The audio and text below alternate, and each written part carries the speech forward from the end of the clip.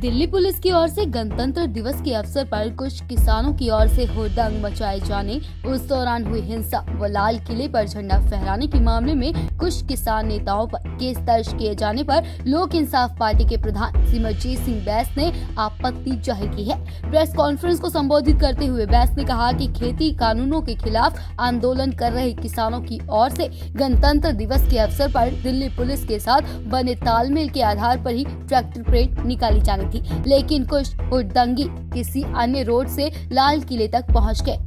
उन्होंने सवाल किया कि धरना स्थल से करीब 35 किलोमीटर दूर लाल किले पर वे लोग कैसे पहुंच गए, जबकि सुरक्षा व्यवस्था पूरी तरह से सख्त थी। इसी तरह किसान नेताओं ने हालात बिगड़ते देख अपनी ट्रैक्टर परेड को रद्द भी कर दिया था। उन्होंने आरोप लगाया कि यह सब कुछ सरकार के इशारे पर हुआ है ताकि किसान आंदोलन को कमजोर किया जा सके।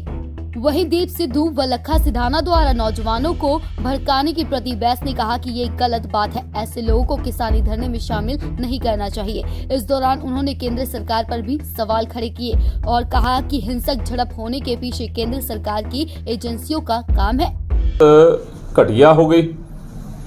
जो रूट संघर्ष कमेटी ਦੇ ਸਤਿਕਾਰਯੋਗ ਲੀਡਰ ਸਾਹਿਬਾਨਾਂ ਨੇ ਦਿੱਲੀ ਦੀ ਪੁਲਿਸ ਨਾਲ ਮਿਲ ਕੇ ਤੈਅ ਕੀਤਾ ਸੀਗਾ, ਉਸ ਰੂਟ ਨੂੰ ਭਟਕਾਉਣ ਵਾਲੇ ਕੌਣ ਲੋਕ ਹੈਗੇ ਆ ਔਰ ਨੌਜਵਾਨਾਂ ਦੇ ਇੱਕ ਵੱਡੇ ਵਰਗ ਨੂੰ ਬਰਗਲਾ ਕੇ ਭਟਕਾ ਕੇ ਆਪਣੇ ਅਸਲ ਮਕਸਦ ਤੋਂ ਕਿਹੜੇ ਲੋਕ ਹੈਗੇ ਜਿਹੜੇ ਲਾਲ ਕਿਲੇ ਵੱਲ ਲੈ ਕੇ ਗਏ ਆ।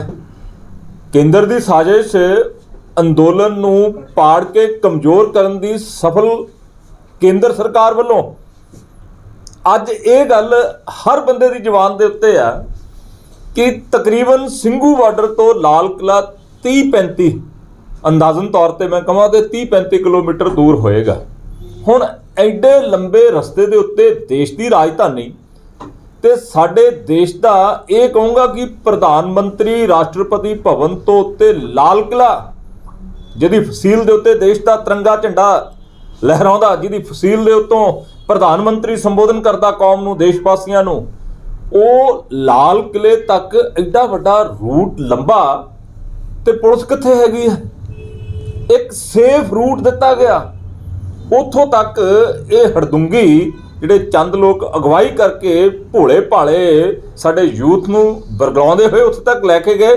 ਉਹਨਾਂ ਨੂੰ ਇੱਕ ਰਸਤਾ ਮੁਹੱਈਆ ਕਰਾਉਣ ਦੇ ਵਿੱਚ ਕੇਂਦਰ ਸਰਕਾਰ ਦੀ ਤੇ ਉੱਥੇ ਜਾ ਕੇ ਜੋ ਹੋਇਆ ਉਹ ਸ਼ਰਮਨਾਕ ਆ।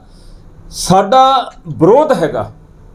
ਪੰਜਾਬ ਦੇ ਕਿਸਾਨ ਨੇ ਦੇਸ਼ ਦੇ ਕਿਸਾਨ ਨੂੰ MSP ਦਾ ਰਸਤਾ ਦਿਖਾਇਆ। ਪੰਜਾਬ ਤੇ ਹਰਿਆਣੇ ਦੇ ਕਿਸਾਨ ਨੇ ਦੇਸ਼ ਦੇ ਕਿਸਾਨ ਨੂੰ ਇੱਕ ਪਲੇਟਫਾਰਮ, ਇੱਕ ਸਟੇਜ ਤੇ ਲੈ ਕੇ ਆਂਦਾ। ਸਾਡਾ ਵਿਰੋਧ ਕਾਲੇ ਕਾਨੂੰਨਾਂ ਨੂੰ ਰੱਦ ਕਰਾਉਣ ਵਾਸਤੇ।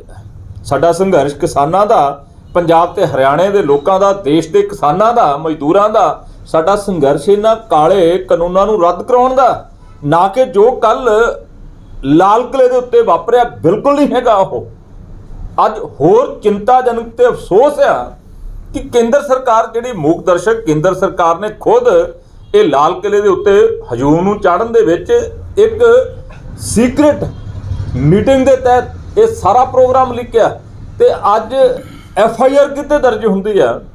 ਬਲਵੀਰ ਸਿੰਘ ਰਾਜੇਵਾਲ, ਉਗਰਾਹਾਂ ਸਾਹਿਬ, ਟਕੈਤ ਸਾਹਿਬ, ਮਤਲਬ ਕਿ ਉਹ ਜੀਨੀਅਸ ਕਿਸਾਨ ਲੀਡਰ, ਉਹ ਬੁੱਧੀਮਾਨ ਕਿਸਾਨ ਆਗੂ ਜਿਹੜੇ ਪਿਛਲੇ 60 ਦਿਨ ਤੋਂ ਦਿੱਲੀ ਬਾਰਡਰ ਦੇ ਉੱਤੇ ਲੱਖਾਂ ਦੀ ਗਿਣਤੀ 'ਚ ਪਹੁੰਚੇ ਹੋਏ ਕਿਸਾਨਾਂ ਨੂੰ ਅਨੁਸ਼ਾਸਨ ਦੇ ਵਿੱਚ ਰੱਖ ਕੇ ਲਾਮਬੰਦ ਤਰੀਕੇ ਦੇ ਨਾਲ ਕੇਂਦਰ ਸਰਕਾਰ ਦੇ ਉੱਤੇ ਇਸ ਤਰੀਕੇ ਦਬਾਅ ਬਣਾਉਣ ਦੇ ਵਿੱਚ ਆਪਣੀ ਬੁੱਧੀਮਾਨਤਾ ਕਾਰਨ ਸਫਲ ਹੋਏ।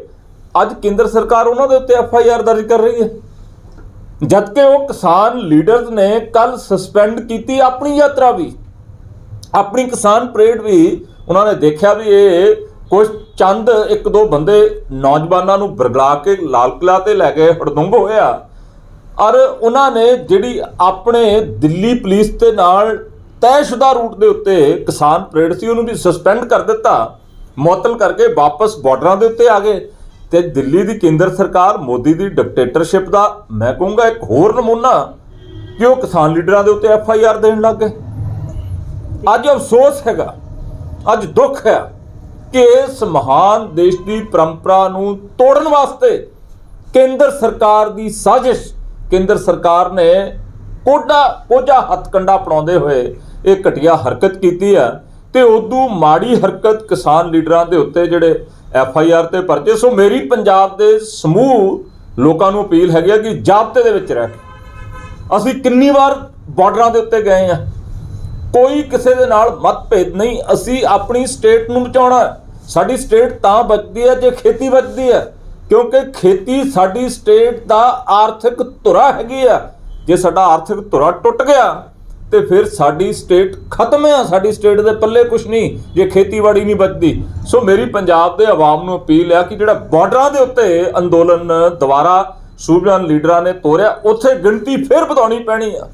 ਕੇਂਦਰ ਸਰਕਾਰ ਦੇ ਛੱਡੇ ਹੋਏ ਤੀਰਾਂ ਨੂੰ ਤੋੜਨ ਵਾਸਤੇ, ਘਟੀਆ ਹੱਥਕੰਡਿਆਂ ਨੂੰ ਖਤਮ ਕਰਨ ਵਾਸਤੇ ਸਾਨੂੰ ਫਿਰ ਬਾਰਡਰਾਂ ਦੇ ਉੱਤੇ ਜਿਹੜਾ ਅੰਦੋਲਨ ਚੱਲ ਰਿਹਾ ਉਹਨੂੰ ਚੰਗਾ ਮਜ਼ਬੂਤ ਕਰਕੇ ਇਹਨਾਂ ਕਾਲੇ ਕਾਨੂੰਨਾਂ ਦੀ ਸਮਾਪਤੀ ਤੱਕ ਅੰਦੋਲਨ ਕਰਨਾ ਪੈਣਾ।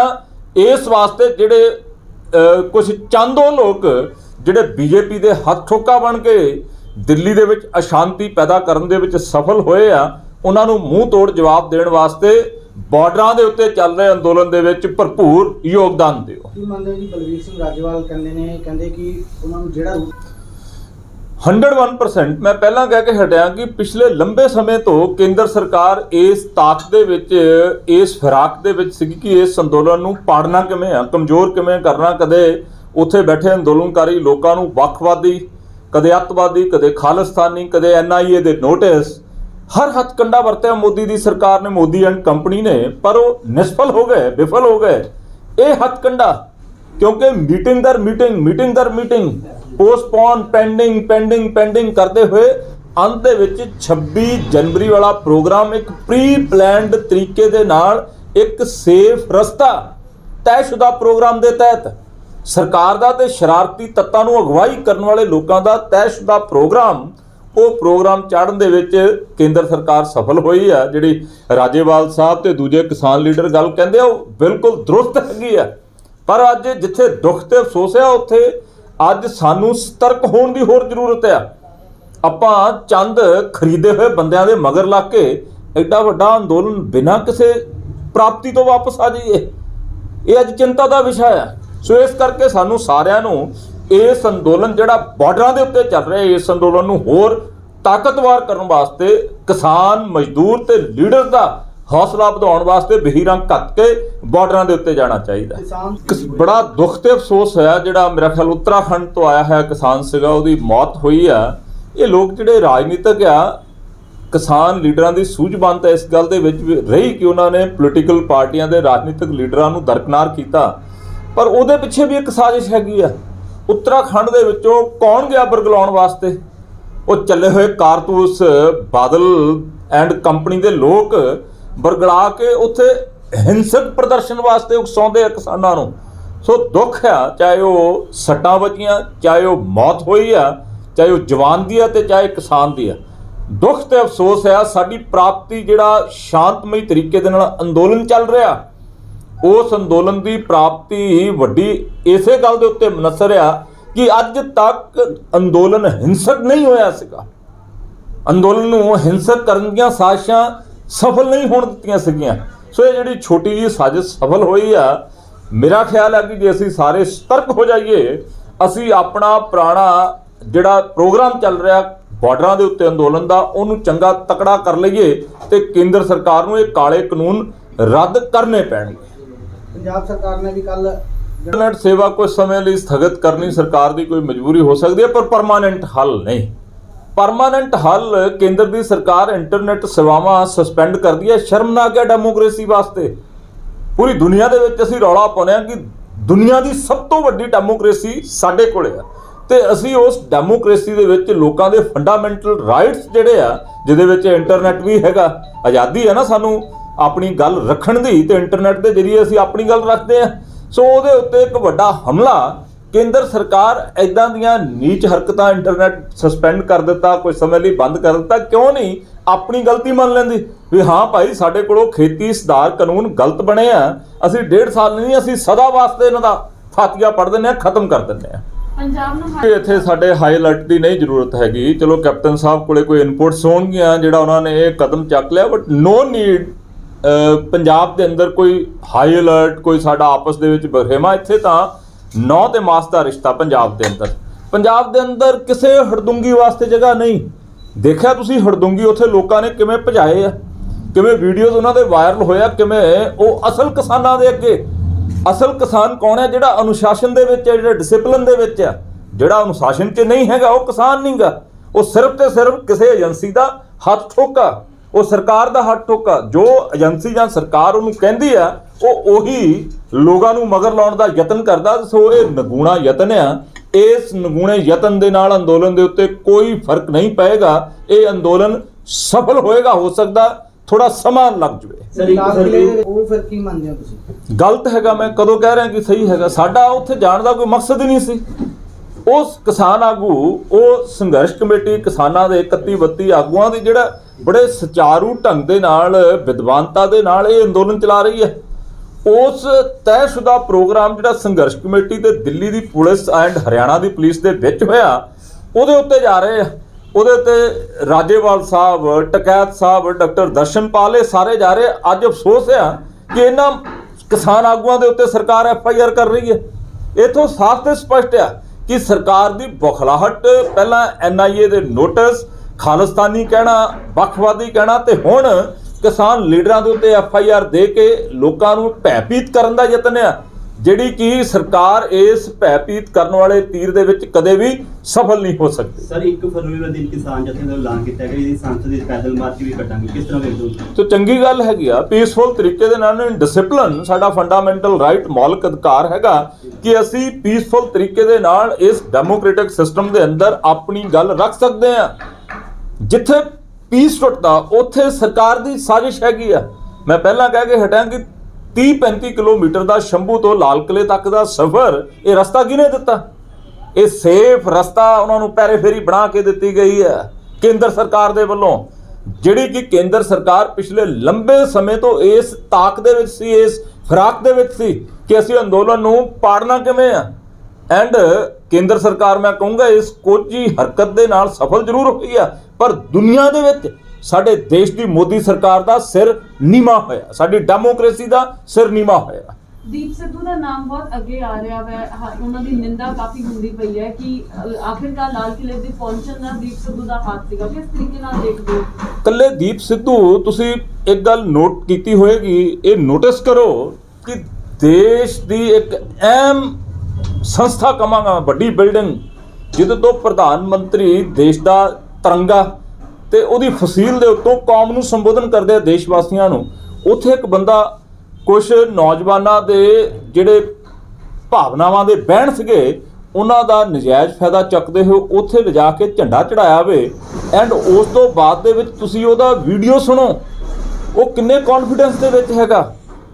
ਉਹ ਕੌਨਫੀਡੈਂਸ ਜਿਹੜੇ ਨਾਲ ਉਹ ਬੋਲ ਰਿਹਾ, ਉਹ ਕੌਨਫੀਡੈਂਸ ਇਸ ਗੱਲ ਦਾ ਇਸ਼ਾਰਾ ਕਰਦਾ ਕਿ ਉਹਦੇ ਪਿੱਛੇ ਬੜੀ ਵੱਡੀ ਦੇਸ਼ ਦੀ ਸਰਕਾਰ ਦਾ ਹੱਥ ਹੈਗਾ, ਤਾਕਤ ਉਹਦੇ ਪਿੱਛੇ ਹੈ। ਉਹ ਤਾਕਤ ਬੋਲ ਰਹੀ ਹੈ। ਉਹਦੇ ਪਿੱਛੇ ਜਿਹੜੀਆਂ ਏਜੰਸੀਆਂ, ਜਿਹੜੇ ਤਾਕਤਵਰ ਸਰਕਾਰੀ ਅਹੁਦਿਆਂ ਤੇ ਬੈਠੇ ਲੋਕਾਂ ਵੱਲੋਂ ਕਰਵਾਇਆ ਗਿਆ ਮਿਸ਼ਨ ਸਫਲ ਹੋਣ ਦਾ, ਉਹ ਉਹਦੇ ਬੋਲਣ ਦੇ ਲਹਿਜੇ ਤੋਂ ਪ੍ਰਤੀਤ ਹੋ ਰਿਹਾ। ਸੋ ਇਸ ਕਰਕੇ ਮੇਰੀ ਸਨਿਮਰ ਬੇਨਤੀ ਆ ਕਿਸਾਨ ਲੀਡਰਸ ਨੂੰ ਕਿ ਕਿਰਪਾ ਕਰਕੇ ਤੁਸੀਂ ਸਾਰੇ ਤਕੜੇ ਹੋ ਕੇ ਪਹਿਰਾ ਦਿਓ। ਪੂਰੇ ਦੇਸ਼ ਦੇ ਲੋਕ ਨਹੀਂ, ਪੂਰੀ ਦੁਨੀਆ ਦੇ ਨਿਆਂ ਪਸੰਦ ਲੋਕ ਇਸ ਅੰਦੋਲਨ ਦੇ ਨਾਲ ਹੈ। ਇਹ ਜਿਹੜਾ ਸਰਕਾਰ ਨੇ ਡਰਾਮਾ ਕਰਾਇਆ ਲਾਲ ਕਿਲੇ ਵਾਲਾ, ਪੂਰੀ ਦੁਨੀਆ ਦੇ ਵਿੱਚ ਬੈਠੇ ਨਿਆਂ ਪਸੰਦ ਲੋਕ ਸਮਝ ਚੁੱਕੇ ਆ ਕਿ ਇਹ ਡਰਾਮਾ ਸਰਕਾਰੀ ਡਰਾਮਾ ਸੀਗਾ। ਜਿਹੜੇ ਉੱਥੇ ਵੱਡੀ ਗਿਣਤੀ ਵਿੱਚ ਨੌਜਵਾਨ ਵੀ ਬੈਠੇ ਨੇ, ਹਜੇ ਵੀ ਜਿਹੜੇ ਕਿਸਾਨ ਬੈਠੇ ਨੇ, ਉਹਨਾਂ ਨੂੰ ਕੀ ਕਹਿਣਾ? ਬਾਰਡਰਾਂ ਦੇ ਉੱਤੇ ਮੈਂ ਪੰਜਾਬ ਦੇ ਲੋਕਾਂ ਨੂੰ, ਦੇਸ਼ ਦੇ ਨਿਆਂ ਪਸੰਦ ਲੋਕਾਂ ਨੂੰ ਅਪੀਲ ਕਰਦਾ ਵੀ ਤੁਸੀਂ ਬਾਰਡਰਾਂ ਦੇ ਉੱਤੇ ਜਿਹੜਾ 60 ਦਿਨ ਤੋਂ ਤਕਰੀਬਨ ਪਿਛਲੇ 60 ਦਿਨਾਂ ਤੋਂ ਅੰਦੋਲਨ ਚੱਲ ਰਿਹਾ, ਉਸ ਅੰਦੋਲਨ ਨੂੰ ਤਕੜਾ ਕਰੋ।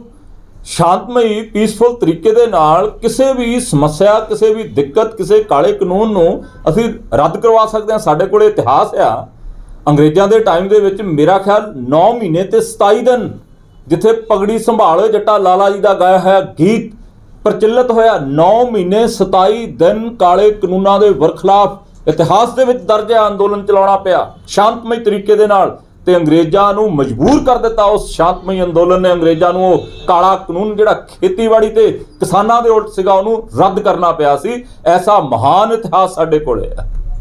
Thank you sir. Desk report Janhiteshi news.